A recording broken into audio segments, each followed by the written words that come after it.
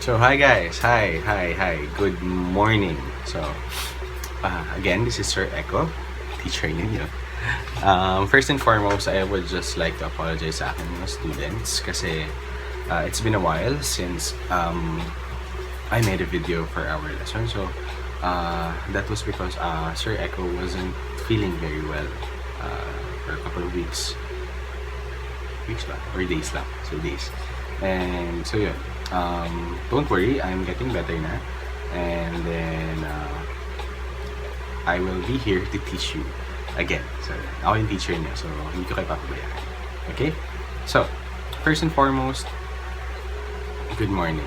So, for my students sa lodging operations, hello. So, yeah, this is our first lesson. So, as I've discussed before, siguro naging teacher niyo na ako before or not. So, siguro naturo na sa inyo ng iba niyong teachers and then they tried to explain nyo sa inyo. But, kung naintindihan nyo na siya, much better. Kung hindi, we will try to understand it further kung ano yung hospitality. So, for you, what is hospitality? Ano nga ba talaga si hospitality para sa inyo? Is it about cooking? Is it about food? Is it about cleaning? Or is it about travel? So there is a conception that hospitality is a combination of all of this. Pwede. Or maybe. Tingnan natin. So ano nga ba si hospitality? What is hospitality? By definition, hospitality is the reception and entertainment of guests with liberality and goodwill. So ulitin natin. Hospitality is the reception and entertainment of guests with liberality and goodwill. Naintindihan ba? Medyo siguro difficult to grasp yung basic definition of hospitality, but we will try to understand hospitality. So, it is the reception. Pag sinabi natin reception, receiving, entertainment. Okay, entertainment. What do we mean by entertainment? So, the mere fact that you are listening here or watching this video, it is a form of entertainment. Now, anong klaseng entertainment ba yung meron sa hospitality? It is a way of actively listening or actively receiving information and actively giving out service towards our guests. Also, may sinasabi dito na with liberality and goodwill. So, ano ba si liberality? Ano ba si goodwill? Pag sinabi natin liberality, it can be synonymous with generosity or generous. And goodwill can be synonymous with willing effort. So, if we combine all of that information na sinabi pa lang ni Sir, na hospitality is the act or the generous act of receiving and entertaining guests with or through effort or willing effort or kagustuhan mo. Nakuha ba? If ever hindi, then ask questions dun sa post below. Then I would be glad to answer your question sa next video. Also, I've posted videos na pala regarding sa mga lessons natin and I have never seen any comment na regarding or question that I would answer on the next video. So, guys, magtanong kayo. It is your right to ask questions, so magtanong kayo. So, yun. That is also graded. When you ask questions, may grade yun. So, yun. Now, to move forward. A lot of you may say that hospitality is a thing or a place or a product. But hospitality is more than that. Hospitality is more than a product, a place, or a thing. Hospitality is or can be compared to a feeling. Okay, ano daw na feeling yun? Feelingero daw si Sir. Joke. So, yun. Anong feeling daw yun? So, okay. Dala ko dito yung aking mahiwagang whiteboard. So, okay. Mahirap mag-drawing.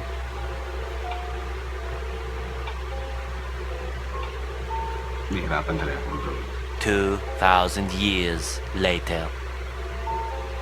Okay. Hospitality daw is a feeling created with experiences. So, anong feeling yun? So, here, we have here a, ano ba? Hindi ko nakikita. Okay, yun. This one. This one. Okay. You can see, sorry, may ring light kasi. May bago si sir.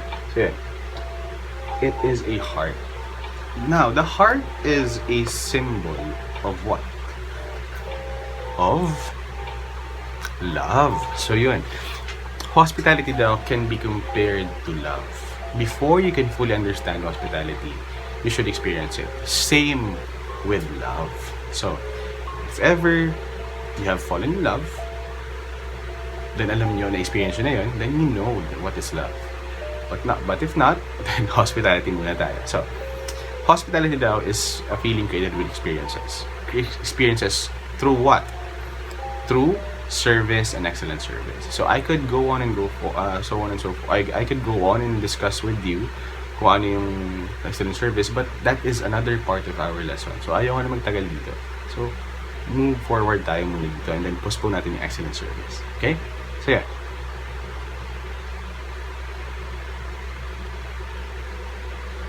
How do we describe the industry?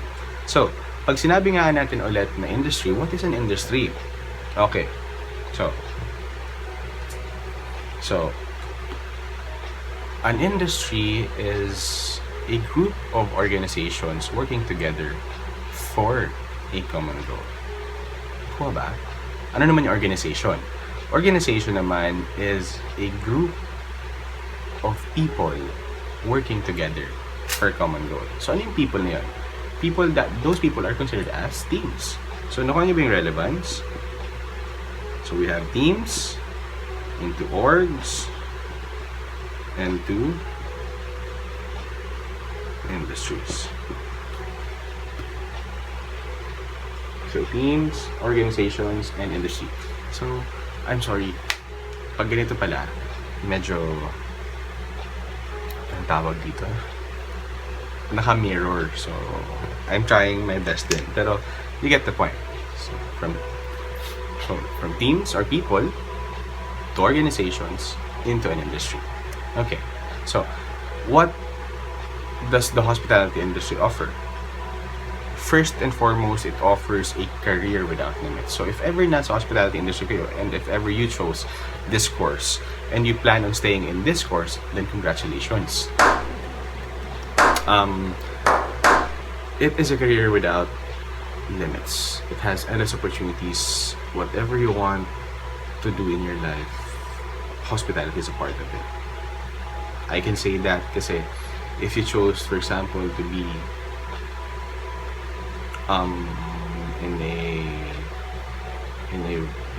to work in the government perhaps, or in the bank perhaps, hospitality is always present. Bakit? Sabi nga sa definition, hospitality is a means of receiving, a generous reception. Nakuha ba? So, lahat ng businesses, lahat ng organizations, lahat merong part ng hospitality at present. Okay, so, another thing about the industry is that you get to see or you get to meet a lot of people from all over the world. I guarantee you. If you're a people person, then hospitality industry is for you. But if not, then I don't know. You could siguro try to learn how to be a people person, or you could find another course with less people in it. So yun. Hindi ko naman pinipilit sa inyo na mag-hospitality kaya. But I'm trying to say na if ever nasa hospitality industry kayo, you get to see the world from cultures, from people, and the like. Okay? And hospitality is never boring. I can assure you. It is not a boring industry. You never have the same day twice. What do I mean by saying you never have the same day twice? For example, you're working in a hotel. When you communicate or when you talk to a guest, it doesn't necessarily mean na siya araw-araw yung kausap mo. No, you get to meet and see people every day on a fast-paced environment. Hindi siya na-stuck lang sa isang routine, sa isang ganito, sa isang habit, ganito and ganyan. No. The way you treat people is very personalized. Yun yung word na hinahanap natin pag sa hospitality. It is a personalized act. Kasi not necessarily na it worked for me, it would work for other people. When I am your guest. Nakuha niyo ba yung point ko dun, guys? And it is never a routine pag sa hospitality. So, that is why, I'm not saying na may masama sa isang routine. Okay? I'm not saying na routine is a bad thing. But, if you are more of a person na is active and hates routines and doesn't want to get bored all the time during work, then hospitality is for you. Correct? Okay. So, what are the essentials sa hospitality? Ano yung mga kailangan nyo when you enter hospitality or the industry itself? Skills and competencies. With these two, you can become a competent hospitality professional. So, pag sinabi natin competent, you are able to do the job that is given to you with the necessary skills, set of skills and knowledges that you acquired during your education. Okay, so first skill na needed or essential to hospitality is listening carefully. Much as we want to talk every day to hospitality industry, no. Our main point is to listen carefully. Pag sinabi natin listen carefully and listen actively, we're trying to make it to a point that whatever our guests tell us, we can deliver. Nakuha niyo ba yun, guys? Na when we carefully listen, when we listen kung ano yung kagustuhan ng ating mga guests, then we can deliver or we can give them what they want. Kuha ba yun? So that is the first skill or competency na kailangan sa hospitality. Another thing is to respond properly. Okay, when you listen carefully, then you will be able to give and respond properly. And also entertain effectively. Now, a means of entertaining is through delivering satisfaction. Nakuha ba yun? Okay, so if you have any more questions, just post it in the comment box sa post natin. And then mag-ask kayo ng questions kasi kailangan niya. Okay? So, yeah. First and foremost, excuse me lang. Hindi ako sponsored, but thank you. Anyway, so we have here the travel and tourism, the tourism and hospitality industry chart, or yung mga areas wherein pumapasok yung ating industry, yung ating set of skills. So we have the lodging operations, we have the transportation services, we have the food and beverage operations, we have the retail stores and activities. Now, we are going to focus muna sa lodging operations kasi yun yung subject niya. Nakuha ba yun? Okay, so lodging operations. This is comprised of hotels, motels, resorts, timeshare hotels, condominiums, conference centers, camps, parks, extended stays, bed and breakfasts, cruise, budget hotels. So, what is a hotel? By definition, a hotel is a full-service accommodation with reception and guest rooms as well as private facilities like restaurants, room and bar service, and also business centers. So, pag sinabi nating full service accommodation, full, meaning to say it is complete. Whatever you need would be inside this establishment. Yun yung kinoconsider natin na isang hotel. Now, what is now naman a resort?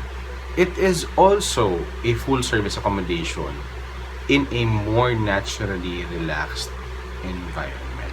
So, nakuha niyo ba yun, guys? So, ano yung difference ng dalawa? Okay, so I will try to do this again sa whiteboard natin kung umepekto, pero kung hindi, okay lang yun. I will try to talk you through. So, hotel, then resort.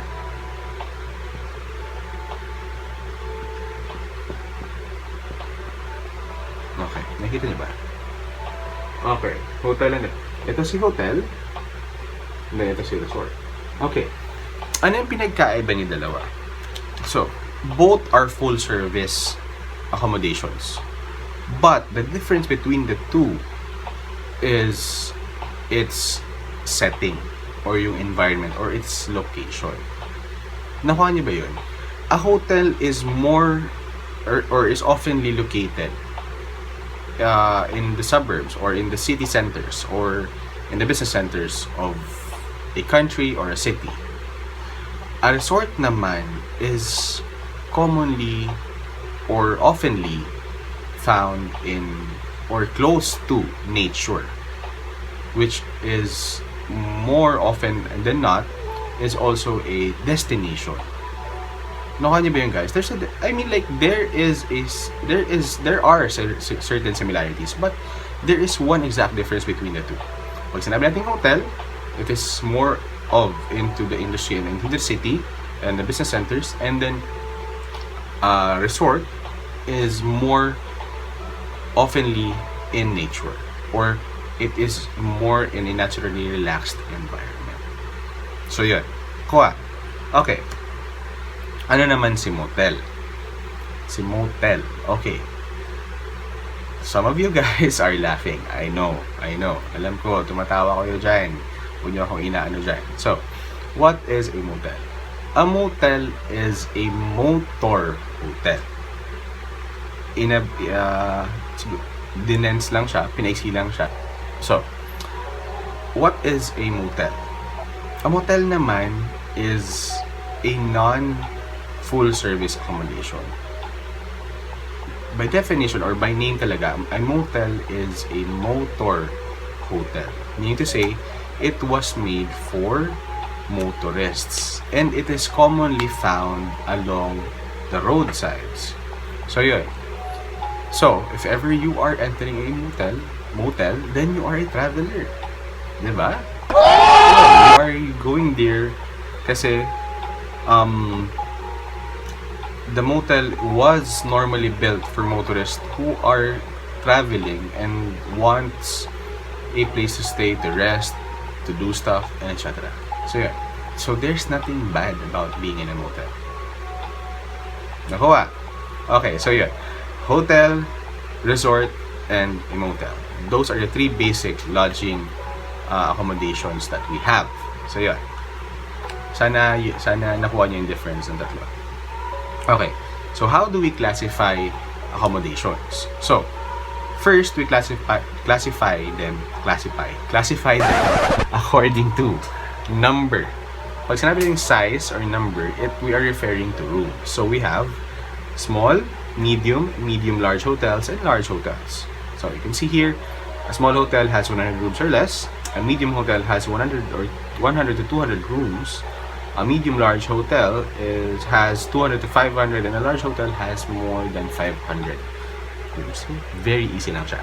So yun, another factor is a location factor, which we have sa location, kung saan located yung hotel na yun, or accommodation na yun. So we have here suburban hotels which are located in the suburbs of the cities, and we have also the center and city hotels. Another classification or another type of hotel that is under the location factor is an airport hotel. By its name, airport hotel, malapit siya sa port of entry, which is an airport. Okay, another is a resort hotel, which is I explained a while ago.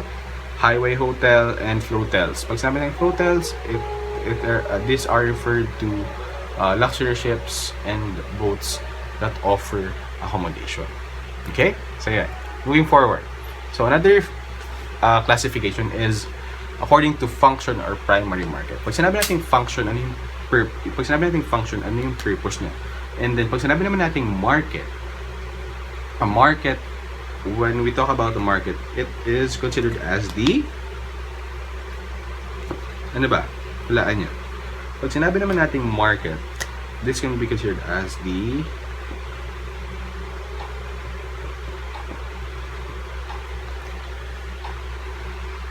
people. Okay, baliktad na naman siguro to, pero I will say it na lang. So yun, people. Okay. Market ng people. Pag sinabi natin market, ano yung potential, sino yung mga tao that are going to patronize or use your establishment. So yun, we have commercial properties, we have convention properties, we have extended stays, casinos, and resorts. So pag sinabi natin commercial properties, these are generally located in the center city for convenience of business travelers. Pag sinabi naman natin convention properties, these are function halls or buildings or hotels that has a large reception area or a large hall that can cater to conventions or seminars and the like. Another thing is that we have extended stay. Pag sinabi naman natin extended stay, these are lodging facilities designed for guests who need long-term accommodation.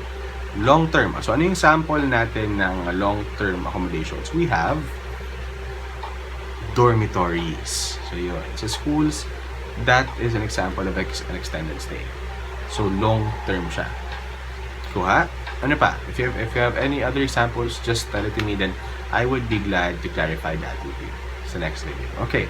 Next, we have casinos. So, normally casinos offer low room rates and low food costs because profits are made primarily through gaming. So, casinos are where you spend money through gambling, entertainment, and the like. So, pag nasa casino there are also accommodations that are normally are lower room rates than compared to other hotels. And lastly, we have resorts. Resorts, as I've said kanina, it is a hotel that is close to nature or it is a destination. Okay? So yeah. Next. So, another classification is according to star classification. So, we have here 1 star, 2 star, 3 star, 4 star, and 5 star. So, these stars are given, or the star category is given by a committee called Hotels and Restaurants Approval and Classification Committee, or HRACC. Or locally dito sa Philippines is star classifications can be given also by the Department of Tourism. Okay? Okay. So, another thing is that another classification is according to affiliation. Pag sinabi natin affiliation, it is synonymous with association or associated with. Pag sinabi natin associated with what? With a certain entity, establishment, enterprise, and etc. etc. So we have here the independents. Pag sinabi natin independents, these are privately owned, which have no management alliance with anyone or any property. Independent nga, nag-iisa ka lang. Yun. Another thing is that we have here a hotel representative. It is an individual or a company who works for several independent hotels of the same quality but which do not carry the same name or design. So, pag hotel representative, these are commonly understood as consultancies na you are going to hire people that you want to train or you want to do the policies on how you would run your hotel. So these are commonly consultancies. yung hotel representatives. These are commonly hired by independent hotels who have zero to none or zero to few experiences in running a hotel business. Okay? Next, we have chains. Chains are organizations affiliated with properties usually bearing the same name and policies, standards, and reservation systems. And then we have here naman the franchise or the franchises.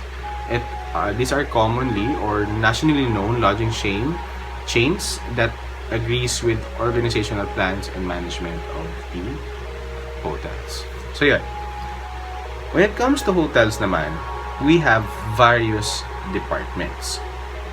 So pag sinabi natin various, marami. So we have two major departments. We have the operational and then the administrative. Pag sinabi natin operational, this is considered as the core department. And then the administrative naman is the non-core. So we have sa operational department, we have front office, food and beverage, housekeeping, and then food and kitchen production. So yeah. And then also we have sa administrative, we have maintenance department, human resource, security, sales and marketing, and accounting. So when you work in a hotel, there are certain in certain hotels, we have certain positions that are being filled with people. So, in general, this is in general, I'm not saying that this is applicable to all hotels. Kasi all hotels have different positions, and what I'm trying to explain sa inyo is that this is in general lang. So, certain positions are general manager and a restaurant manager. And then we have here the 6 major departments of a hotel. We have the rooms division, engineering, security, human resource, food and beverage, sales and marketing, and accounts. Okay, so rooms division tayo. We have here the front office and the housekeeping. So, what do we mean by the front office? Ang front office, in a basic sense, represents the hotel throughout the guest's stay. So, if ever, nakapasok na ba kayo sa hotel? I mean, siguro oo naman na. Posible hindi pa kayo nakapasok sa hotel. O if ever hindi pa kayo nakapasok sa hotel kasi mayroon tayong pandemic. So, if ever, after this pandemic, enter hotel, and then pag may nakita kayong tao dun sa reception, that is now the front office. Yung nagbukas sa inyo ng pinto, the bellboy, that is part of the front office. Nakuha niyo ba yun? So yun, hindi po sila front desk. They are called, the people that are working there in the front office are called as front office associates. Yung nakakausap niyo doon. It could be either a front office supervisor, or it could either be a front office associate. So, there are 2 basic functions of the front office. One is to reserve, and then another is to receive. Pag sinabi natin reserve, this is closely linked to selling. Selling what? Selling yung basic product ng hotel, which are rooms. Nakuha ba? And then receive. Pag sinabi naman natin receive, pagtanggap. Pagtanggap, for example, the guest already has reserved a room to be on December 25 of 2020. So that is the first function of a front office, is to reserve, and the other is to receive. Pag dumating na siya during that certain date, then that is now the purpose of the front office, to receive the guests properly. Receive the guests with liberality and goodwill, which is hospitality. Okay. Another part of the rooms division is the housekeeping department. So, we have here upkeep and maintenance. Pag sinabi natin upkeep, it is maintaining, or it is ensuring that the state of the hotel would be very good. Pag something very good, should be clean, proper, without hazards, etc., etc., etc. And then maintenance is keeping this place into or running properly. Hindi naman sinasabi natin pag maintenance is sira agad. Maintenance is keeping or upkeep ng isang establishment for it to work and run properly. So housekeeping is commonly or oftenly inclined to cleaning rooms, stairwells, lobbies, and the like. And then it is also the most neglected part of the hotel business kasi medyo mahirap talaga yung trabaho dito. But at the same time, it is very rewarding. To be in the housekeeping department, it is a very rewarding experience. It is a very humbling experience. Kasi I've been a housekeeper before, and then I've learned a lot being a housekeeper and a houseman. So yeah. So, what do you expect are the working, what should you expect that are the working conditions in the hotel industry or the hospitality industry? So we have longer shifts, and include late hours. We have a fast-paced environment, and then we have numerous interactions, and then it is dynamic. Pag sinabi naman natin dynamic, it is ever-changing. Nothing is the same.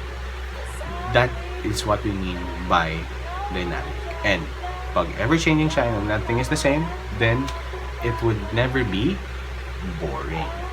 Okay, next we have the skills required in the hospitality or in the hotel industry. We have communication skills, sales ability, basic knowledge of computers is a must.